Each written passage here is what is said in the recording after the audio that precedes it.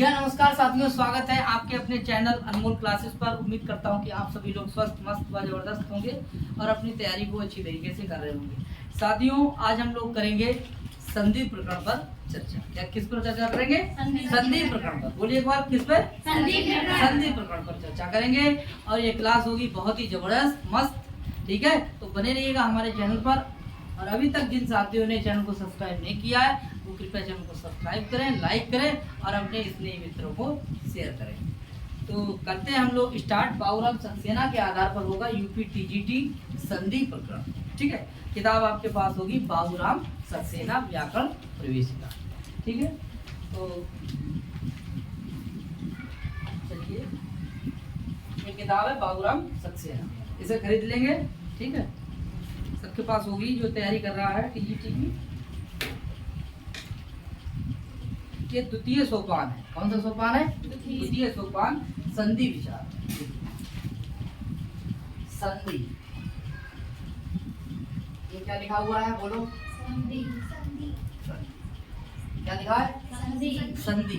अब देखिए, इसमें प्रकृति और प्रत्यय।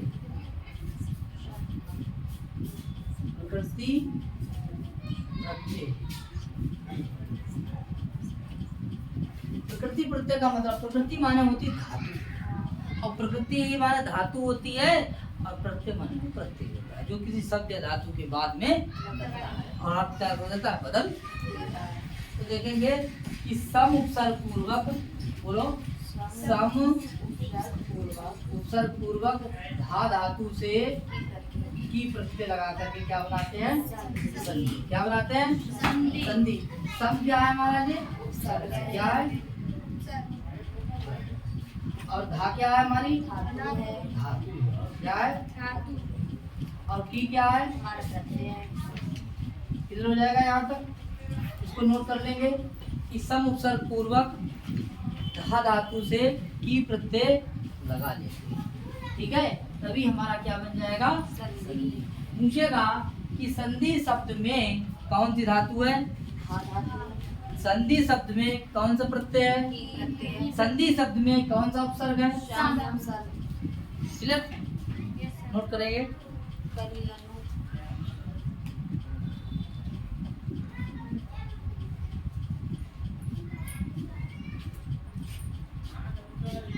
क्लियर? आगे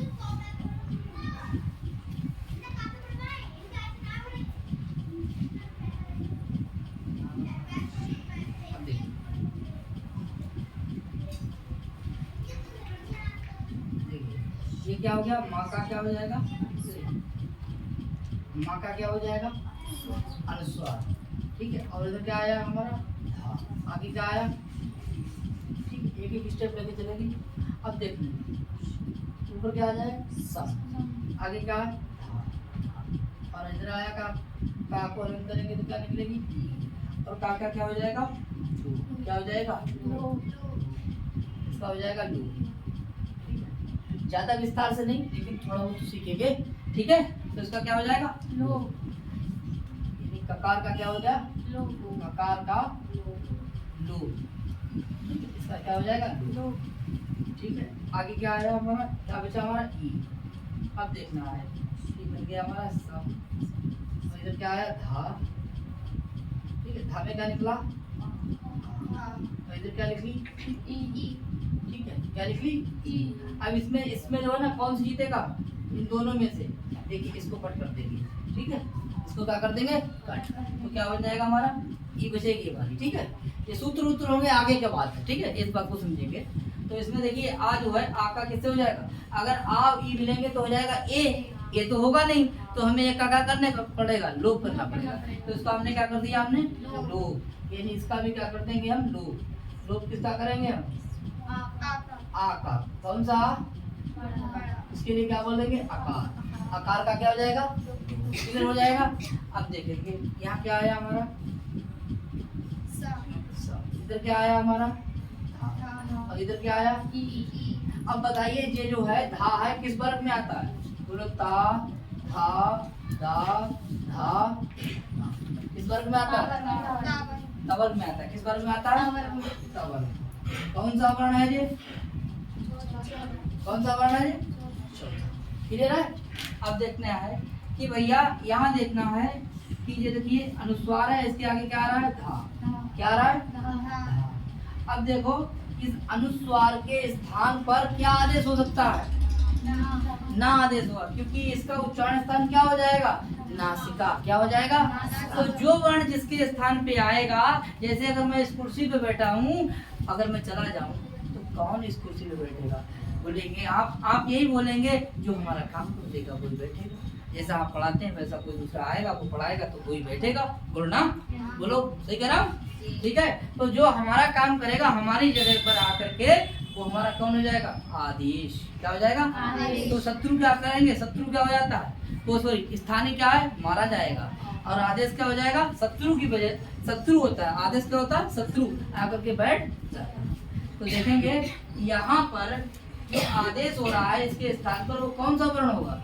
देखिए वो ये देखिए, तो ता होगा, था होगा, ता होगा, था होगा, दा होगा, धा होगा या ना होगा? कौन सा होगा? ना होगा। अब देखिए यहाँ पर क्या आदेश हो जाएगा? ना, क्योंकि इसका उच्चारण स्थान क्या है? नासिका है। और क्या है?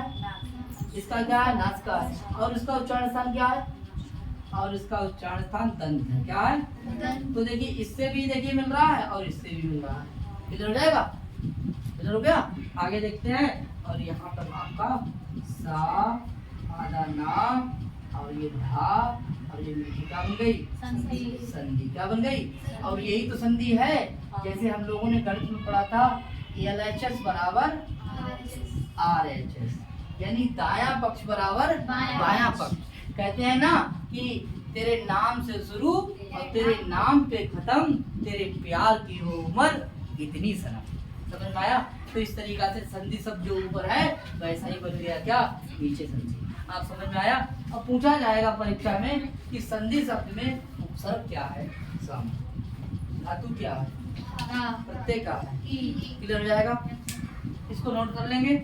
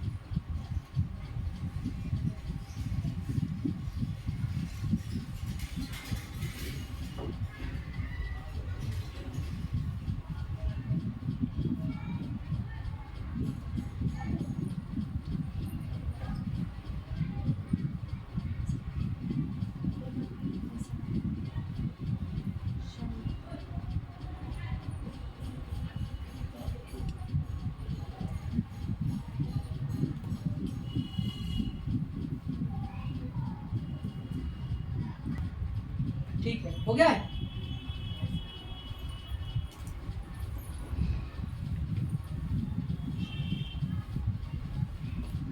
अब देखिए की प्रत्यांत शब्द, नोट करिए पॉइंट। की प्रत्यांत शब्द होते हैं। की प्रत्यांत शब्द होते हैं, कैसे होते हैं? होते हैं, इसमें होते हैं पुल्लिंग।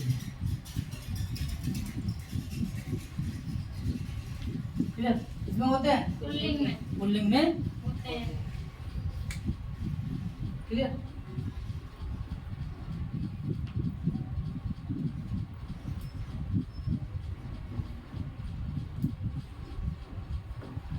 आगे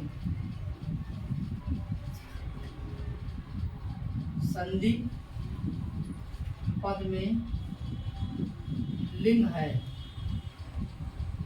बताइए भैया कौन सा लिंग है? कौन सा है? पुल्लिंग। सही लिखा पुल्लिंग? क्लियर हो जाएगा? संधि पद में लिंग है कौन सा? पुल्लिंग।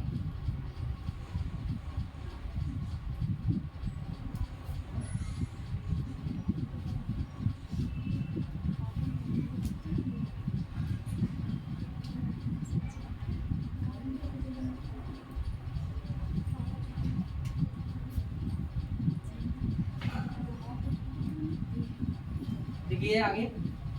संधि शब्द का शाब्दिक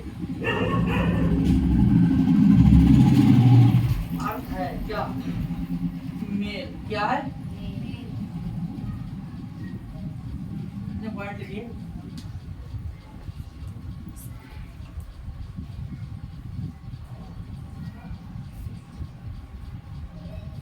दो वर्णों के मेल को कहते हैं, क्या कहते हैं? कहते हैं संधि। क्या कहते हैं?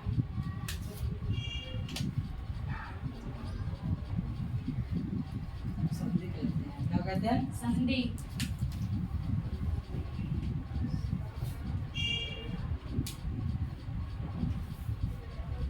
संधि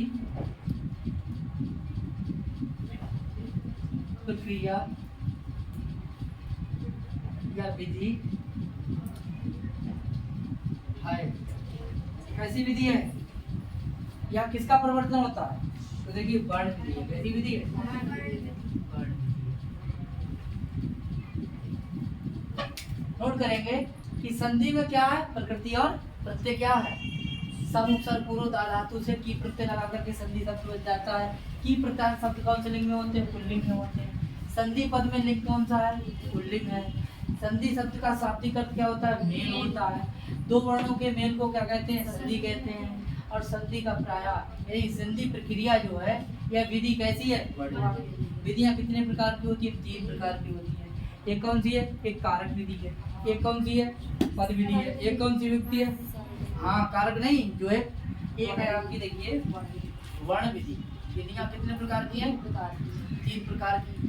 पहले नंबर पे कौन सी है? वर्ण विधि। कौन सी विधि है? वर्ण विधि। दूसरी कौन सी है? पद विधि। तीसरी कौन सी विधि है? वाक्य विधि। कौन सी विधि है? वाक्य। आगे देखते हैं विधियां कितने प्रकार की हैं? 3 प्रकार। तो वर्ण विधि में क्या आ जाता है? संधि। क्या आती है? संधि। पद विधि में क्या आ जाता है? समास। ठीक, इसमें क्या आता है? कारक। ठीक है, इसको भी नोट कर लेंगे। विधियां कितने प्रकार की होती हैं? 3 प्रकार की।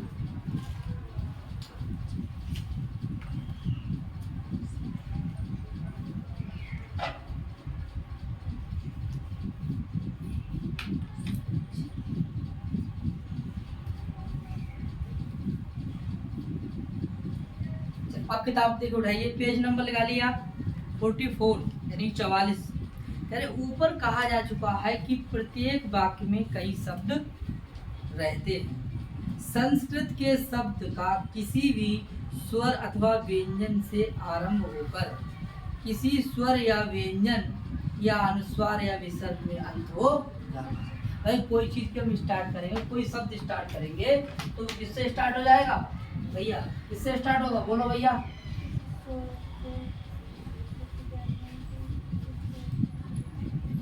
ये नाम क्या लिखा है?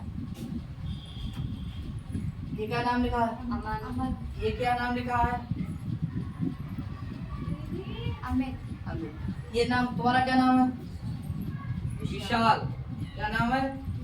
विशाल। आगे क्या लगाते हैं? मिश्रा। ठीक है, विशाल मिश्रा जी। ठीक है, और तुम्हारा क्या नाम है? मुस्कान।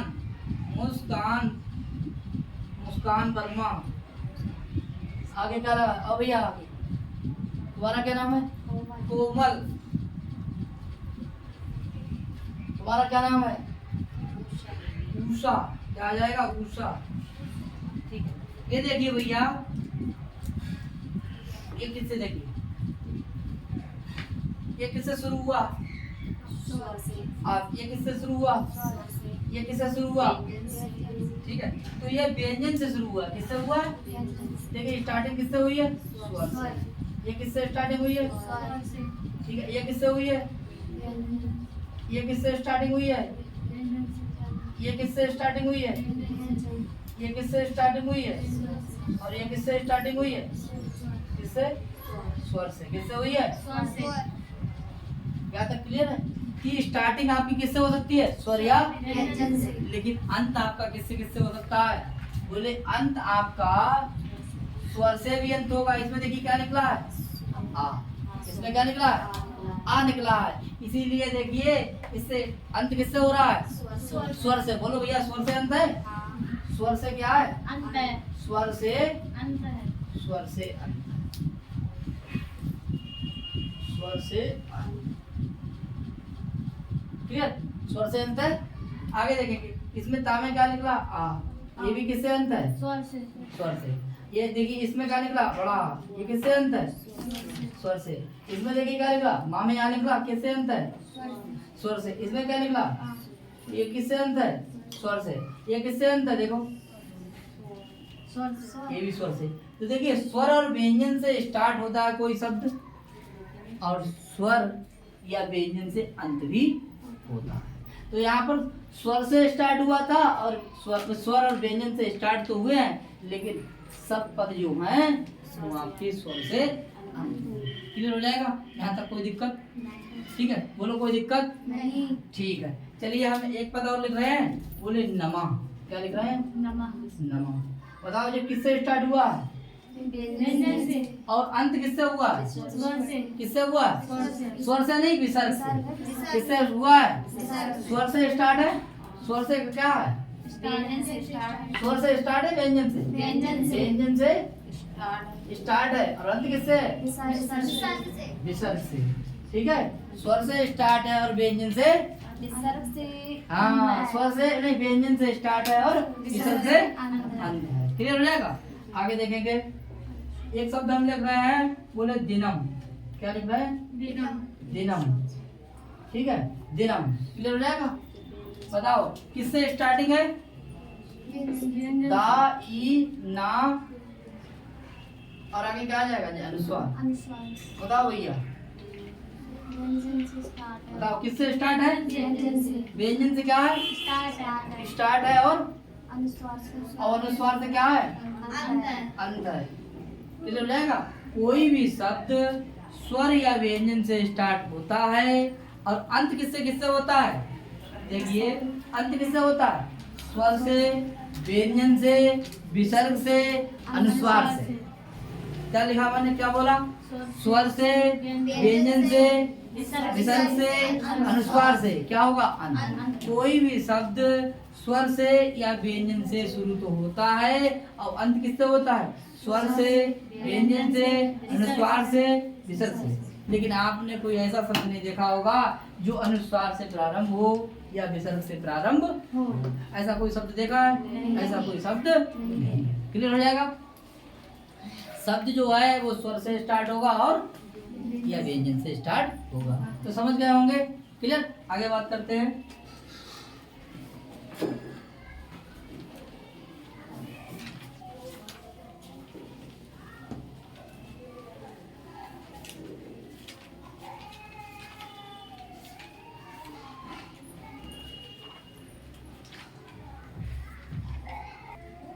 हाँ, तो कह रहे हैं कि दो शब्द जब पास पास के आते हैं तो एक दूसरे की निकटता, एक दूसरे की क्या है? निकटता के कारण पहले शब्द की अंतिम ध्वनि, पहले शब्द की अंतिम और दूसरे शब्द की प्रथम ध्वनि, दूसरे शब्द की प्रथम ध्वनि या दूसरे शब्द की पहली ध्वनि। ठीक है, बोले दोनों में कुछ परिवर्तन होता है। क्या होता है?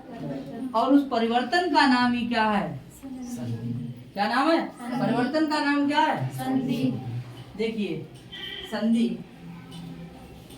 संधि के कारण देखिए क्या होता है? परिवर्तन। अगर दो वर्णों में क्या हुआ? परिवर्तन। देखिए अगर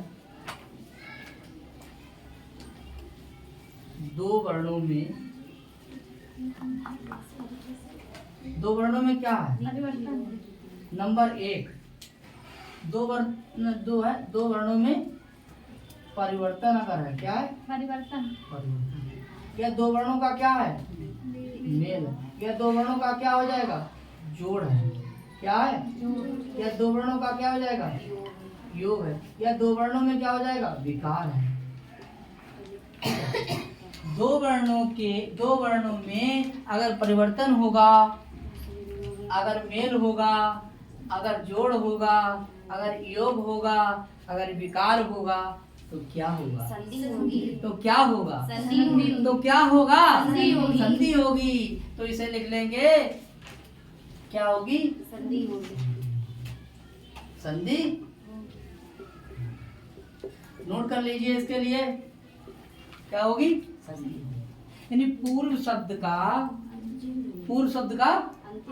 अंतिम वर्ण और उत्तर शब्द का पहला वर्ण। अगर दोनों में परिवर्तन होगा तो क्या होगी? संधि। मेल होगा तो क्या होगी? संधि होगी। जोड़ होगा तो क्या होगी? संधि होगी। योग होगा तो क्या होगी? संधि होगी। विकार होगा तो क्या होगी? संधि। संधि होगी। बताओ भाई, क्या होगी? संधि। संधि होगी। क्लियर हो जाएगा। अब परिभाषा कैसे बनी? दो वर्णों के मेल को क्या कहते हैं? संधि। दो वर्णों के जोड़ को क्या कहते संधि। हैं? दो वर्णों के योग को क्या कहते हैं? संधि। दो वर्णों में परिवर्तन होता है उसे क्या कहते हैं? संधि। दो वर्णों में विकार होता है उसे क्या कहते हैं? संधि। परिभाषा कितनी हो गई? 1 2 3 4 5। बोलो भैया, कोई रटना है, नहीं समझना। दिमाग से पढ़ने दिल से। दिल से। क्या बात है। ठीक है, इसे लिखेंगे। ठीक है, इसका स्क्रीनशॉट ले लीजिए। ठीक है, स्क्रीनशॉट लो। ठीक है, आगे लिखते हैं। अब देखना है, देखिए अब कह रहा है कि प्रथम शब्द की अंतिम ध्वनि, प्रथम शब्द की अंतिम ध्वनि से समझिए। विद्यालय शब्द लिखा है, क्या लिखा है? विद्यालय। क्या लिखा है? विद्यालय लिखा है। अब देखिए क्या लिखा है? विद्यालय। इसको समझिए, क्या लिखा है? विद्यालय। अब देखना है कि देखो ये लिखा है विद्या और ये क्या लिखा है? आलय। क्या लिखा है? आलय। ठीक है, यहाँ विसर्ग लगा लें, यहाँ लगा लीजिए। चलो ठीक है, देखिए ये कितने शब्द हैं? बोलो कितने शब्द हैं? तो कौन कौन से हैं? विद्या और बोलो विद्या और दो शब्द हैं। अब देखिए परिभाषा क्या कह रही है कि किताब कह रही है कि जब दो शब्द पास पास में आते हैं, ये दोनों शब्द कहाँ हैं? पास पास में आए। दोस्ती कब होगी? मेल कब होगा? जोड़ कब होगा? योग कब होगा? परिवर्तन कब होगा? विकार कब होगा? दोस्ती कब होगी? बोले जब वैसे भी कहा गया है कि दोस्ती विचारों से होती है। किससे होती है? विचारों से। और विचार को दूर से नहीं होते हैं, विचार पास आने पे होते हैं। जब बदलाव होती है, बातचीत करते हैं, तभी कहा जाती है दोस्ती। मेल हो जाता है, योग हो जाता है। ठीक है, उनमें कुछ परिवर्तन आने लगता है। क्लियर हो जाएगा। तो देखेंगे ये जो है ना पास पास आए हैं। क्या आ गए? तो देखिए इसका, देखिए इसमें क्या निकला? क्या लिखा? इस शब्द की अंतिम ध्वनि क्या है? बोलो क्या है? बोलो क्या है? बड़ा आ। और इसमें क्या है? देखिए इसमें क्या है भैया? आगे क्या है? देखिए अब देखना है। ठीक, देखिए ये पास पास में है। अब बताइए क्या इस आ का योग इससे ला से हो जाएगा? बोले व्यवधान है भाई साहब। इसका क्या है? व्यवधान कर रहा है ये, क्योंकि इसका मेल इससे हो सकता है कि इससे हो सकता है। इसका मेल किससे होगा? तो पूर्व शब्द की अंतिम ध्वनि, उत्तर शब्द की पहली ध्वनि, इन दोनों जो है मिल जाएंगे। ये दोनों मिल जाएंगे। इनका क्या हो गया? ये परिचय। परिचय को क्या कहते हैं? मेल।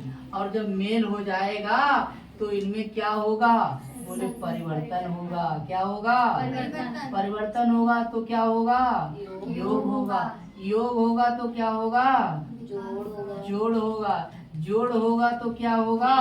विकार होगा। विकार होगा तो क्या होगा? मेल होगा। ये सब हो सकते हैं नहीं हो सकते हैं? जब सब होंगे तो इनका नाम क्या है? इनका क्या नाम है? संधि। इनका क्या नाम है? बोलो भैया, समझ में आया? समझ में आया? ठीक है, अब देख लेंगे इन दोनों को मिलाने पर क्या बनेगा हमारा। इन दोनों को मिलाएंगे तो क्या बन जाएगा? बड़ा आई।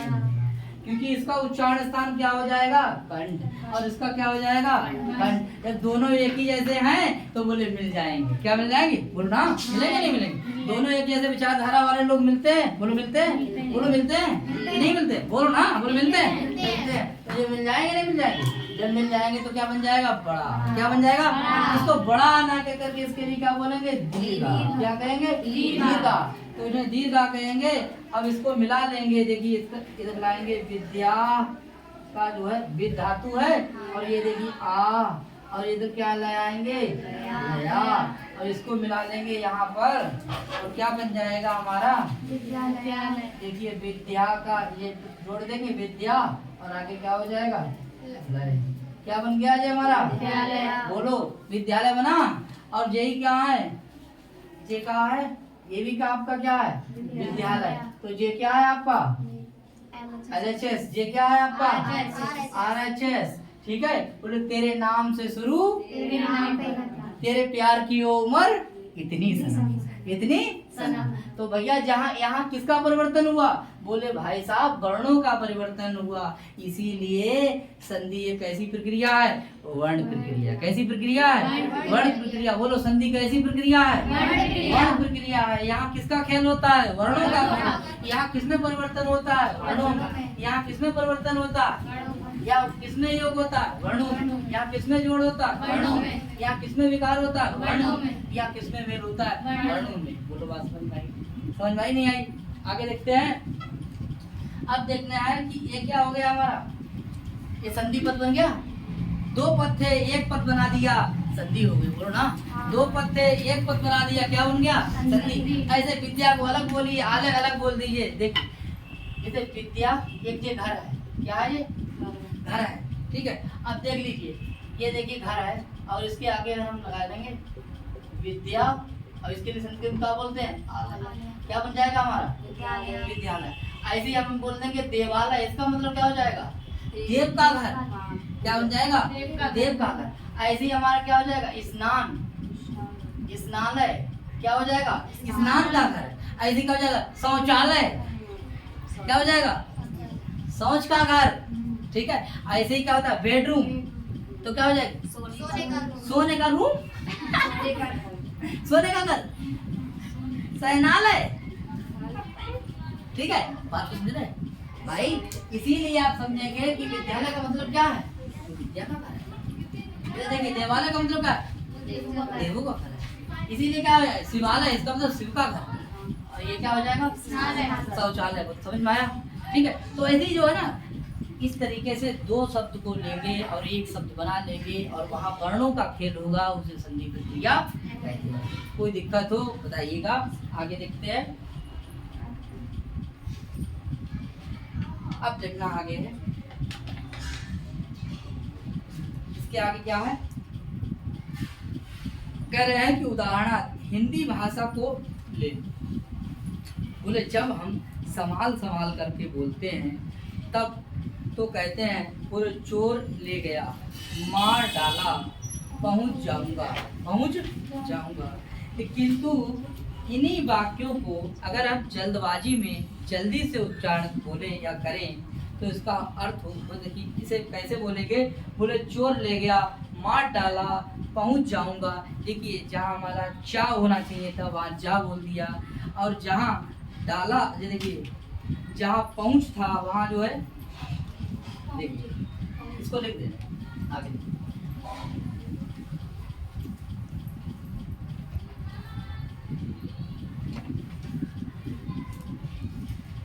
यानी देखिए क्या कह रहा है, उदाहरण ले लीजिए। जब हम संभाल, यानी जब हम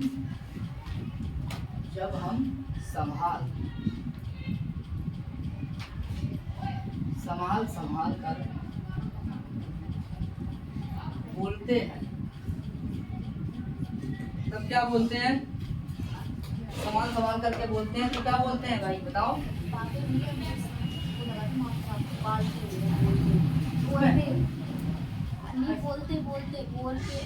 बोलते। ठीक क्लियर। आगे हो गया। आगे देखो, इसको देखिए क्या है? बोले चोर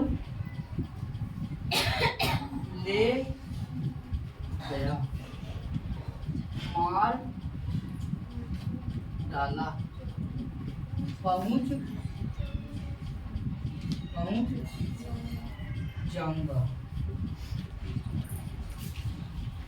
ठीक है, पहुंच जाऊंगा। आगे देखिए, और जल्दबाजी में कैसे बोलते हैं इसके लिए? जल्दबाजी, जल्दबाजी में, बाजी में बोलते हैं तब क्या बोलते हैं? चोर ले गया। और क्या लिखा है? मार डाला। पहुंच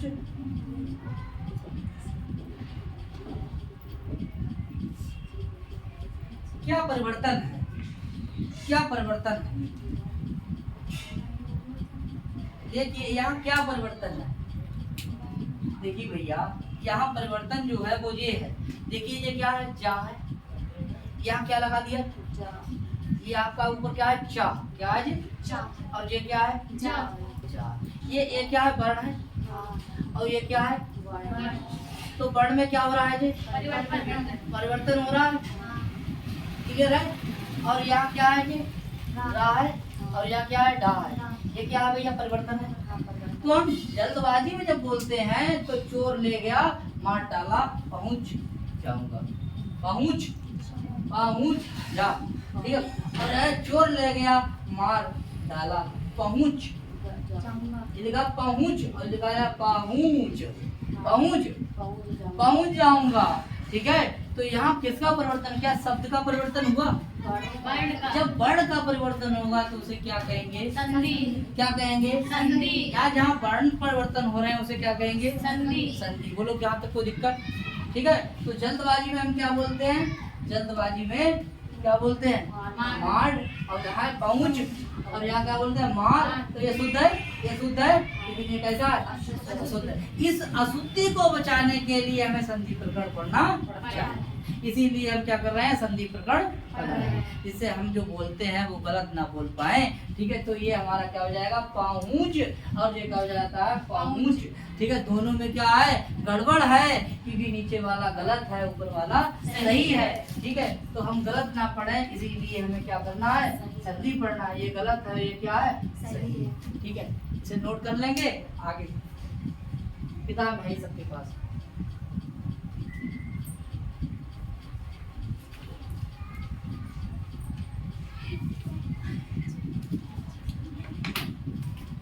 आगे कह रहे हैं, देखिए आगे कह रहे हैं, इसी प्रकार बोले जितनी बोलचाल की भाषाएं हैं उनमें परिवर्तन है। उनमें क्या है? परिवर्तन है। साधारण वक्ता इस परिवर्तन को नहीं जान पाता है, किंतु यदि हम ध्यानपूर्वक अपनी तथा दूसरे की बोली को सुने तो हमें इस कथन से सत्य का निश्चय हो जाए। सत्य का निश्चय हो जाए। संस्कृत भाषा में इस प्रकार के ये परिवर्तन को क्या कहते हैं? संधि कहते हैं। और संधि का साधारण अर्थ होता है मेल। इन दो वर्णों के निकट आने से जो मेल उत्पन्न होता है उसे क्या कहते हैं? संधि कहते हैं। परिभाषा क्या लिखेंगे? संधि की परिभाषा क्या होगी? दो वर्णों के मेल को क्या कहते हैं? संधि कहते हैं। ठीक है? अब कह रहा है संधि दो वर्णों, यानी दो वर्ण एक दूसरे के पास पास सटे होने चाहिए। दूरवर्ती वर्णों में संधि नहीं होती है। ठीक है? दूरवर्ती वर्णों में संधि नहीं होती है। और वर्णों की निकट स्थिति को क्या कहते हैं? संहिता संज्ञा कहते हैं। आगे बात करते हैं कि अब संहिता संज्ञा करने वाला सूत्र। संहिता संज्ञा करने वाला सूत्र। सूत्र डाल लीजिए आप। संहिता संज्ञा करने वाला सूत्र।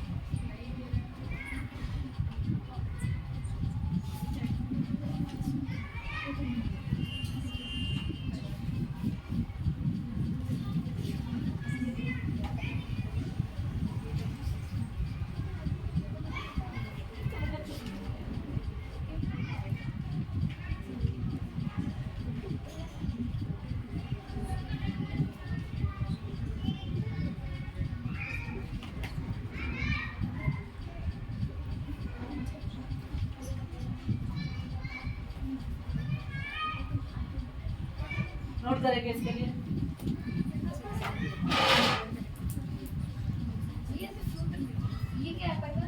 ये सूत्र है, संहिता संज्ञा करने वाला सूत्र। संहिता संज्ञा करने वाला सूत्र।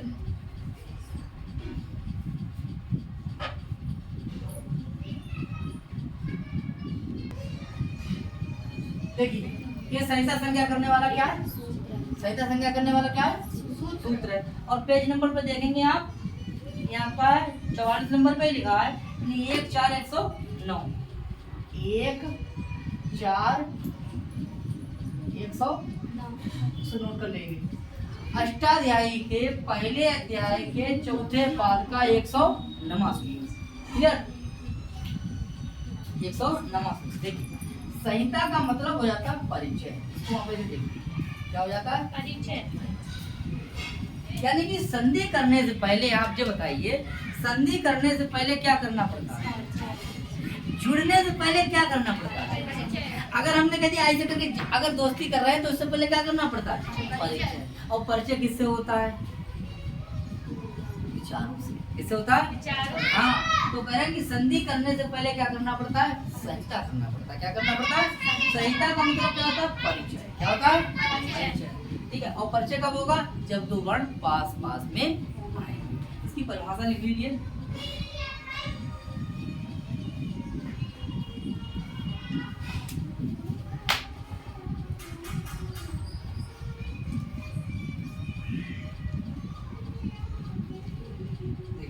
वर्णों की इस स्थिति, वर्णों की अत्यंत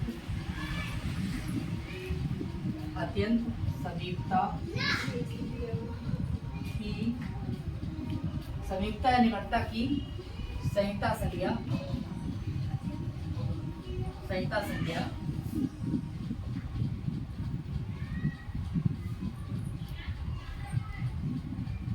क्लियर? वर्णों की अत्यंत समीपता की संहिता संज्ञा होती है। समीपता कर लीजिए, निकटता कर लीजिए, पास पास में आते हैं तो उन वर्णों की क्या हो जाती है? संहिता संज्ञा। इतना नोट कर लेंगे। ठीक है, आगे बात करते हैं। अब देखते हैं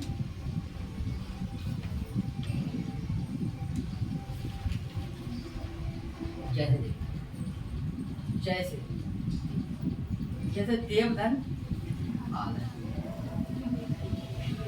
देवधन आलय। अब देखना है कि देवालय जो है वो पद जो है देव में क्या निकला? इधर क्या निकला? देखिए ये क्या है हमारा? ये क्या है हमारा? स्वर। ये क्या है? स्वर। तो इन दोनों के बीच में क्या है? इन दोनों का क्या हो जाएगा? परिचय होगा। इस परिचय को क्या कहते हैं? ये कहाँ है? पास पास में वर्ण। ये वर्ण कैसे हैं? दो वर्णों के अत्यंत की जो समीपता होती है, निकटता होती है, उसे क्या कहते हैं? संहिता कहते हैं। उसकी कौन संज्ञा हो जाती है? संहिता। तो इसकी कौन संज्ञा हो गई? संहिता। अर्थात इनका क्या हो जाएगा? दोनों का परिचय। क्या हो जाएगा? परिचय हो जाएगा। और आ मिलके के दोनों क्या बन जाएंगे? दीर्घ। कैसा बन जाएगा? दीर्घ। और बन जाने के बाद में देखिए इसका क्या आया? देव। और इधर क्या आया? लय। इसको जोड़ देंगे, क्या बन जाएगा? देवालय। क्या बन जाएगा? देवालय। तो इतना समझाना था कि हमें कि संहिता क्या है। तो दो वर्णों के पास आने पर क्या हो जाता है? क्या होता है? देखिए दो वर्ण पास आए तो उनका हुआ परिचय। और दोनों वर्ण मिलकर के ये क्या हो गया? बड़ा आ। ये काम हो जाएगा दीर्घ संधि का। ठीक है, तो ये दोनों वर्ण जो मिले हैं, ठीक है, इन मेल को क्या कहते हैं? इसके मेल को क्या कहते हैं? संधि कहते हैं। क्या कहते हैं? संधि। तो संधि करने से पहले क्या करना पड़ा? परिचय। क्या करना पड़ा? इसीलिए संधि करने से पहले क्या करना पड़ता है? परिचय। ठीक है, और बाद में संधि कौन सी हो गई? दीर्घ संधि। आगे देखिए क्या बन जाएगा? देवालय। और ऊपर विसर्ग है, नीचे भी विसर्ग लगा लीजिए। ठीक है, देवालय। कोई दिक्कत बताइए भाई। अब देखना है कि संहिता कहाँ कहाँ होती है। कहाँ होती है संहिता? कहाँ कहाँ होती है? देखिए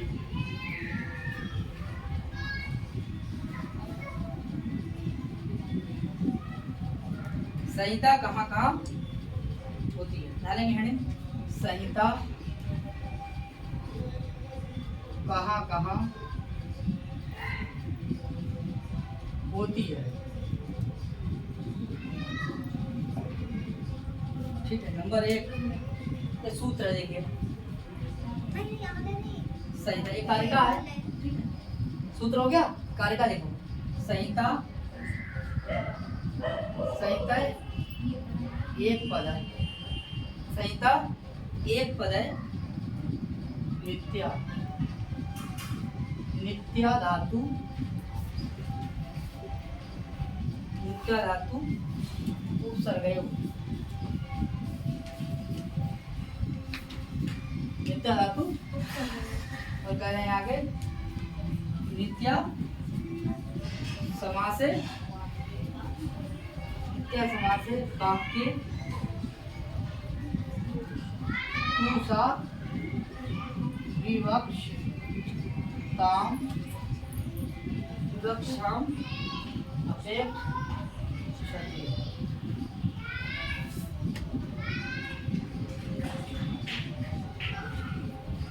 क्लियर, इस कारिका को लिखेंगे, ये नांदी केशव की इस कारिका है, ठीक है। आगे अब कह रहे हैं कि संहिता कहाँ कहाँ होती है, देखो संहिता देखिए, बोले नित्य माने हमेशा, एक पद कहाँ होती है, एक पद, अर्थात लिखा एक पद कहाँ होती है, एक पद में कैसे होती है, एक पद में कैसी होती है, धातु और उपसर्ग में कैसी होती है, धातु प्लस उपसर्ग, यहाँ कैसी होती है संहिता, नित्य होती है, कैसी होती है। और देखिए समास माने समास में कैसी होती है, नित्य होती है, ठीक है, कैसी होती है, नित्य होती है। और देखिए बोले वाक्य में कैसी होती है,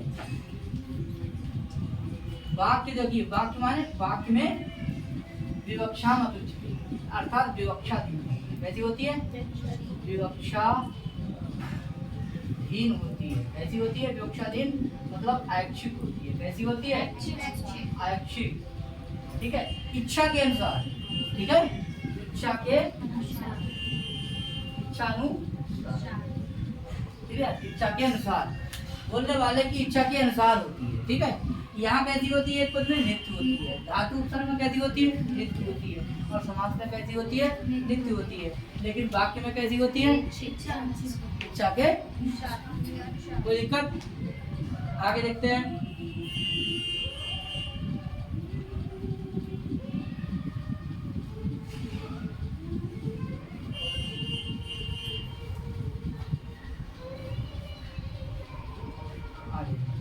एक पद डाल लीजिए, एक पद, एक पॉइंट हो गया, एक पद, फिर देखिए एक पद में धातु प्लस उपसर्ग, फिर डाल लीजिए आप समास, फिर डाल लीजिए आप चौथो वाक्य।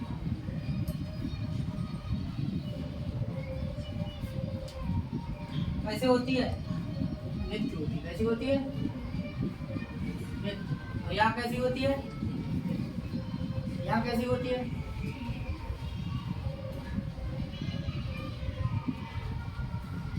ठीक है, यहाँ कैसी होती है, यहाँ कैसी होती है,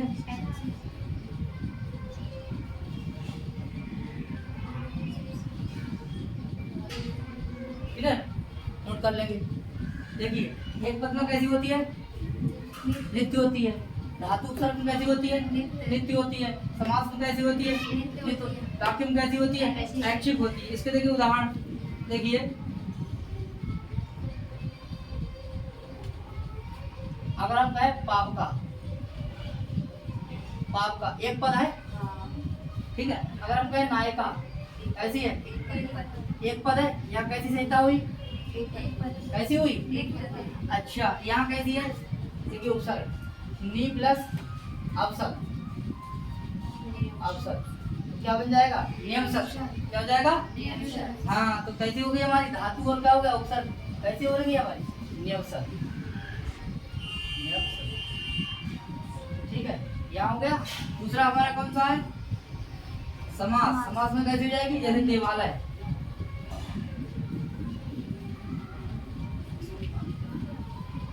जैसे देवालय क्या हो जाएगा? यहाँ कैसे हो गई हमारी? नित्य हो गई। ठीक है, अब देख लेंगे।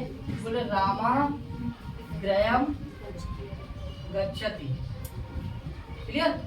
और इसको ऐसे करके लिख लेंगे, रामो ग्रहम गच्छति।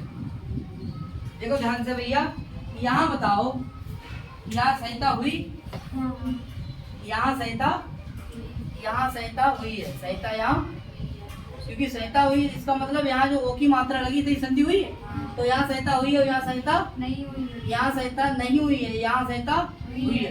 तो कैसी हुई भैया? ऐच्छिक है। कैसी है? ऐच्छिक। और यहाँ कैसी है? हुई है। इसका मतलब ये कैसी है? नित्य है। ये कैसी है? नित्य है। ये कैसी है? नित्य है। तो एक पद में संहिता कैसी होती है? नित्य होती है।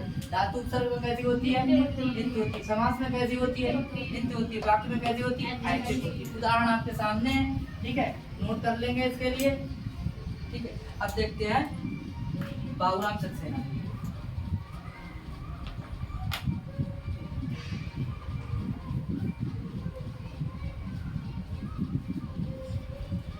आगे इसका स्क्रीनशॉट ले लेंगे।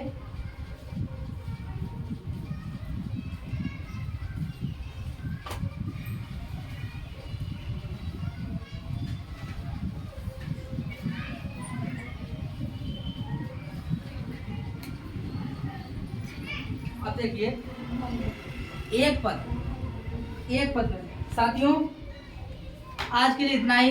फिर मिलते हैं हम लोग कल।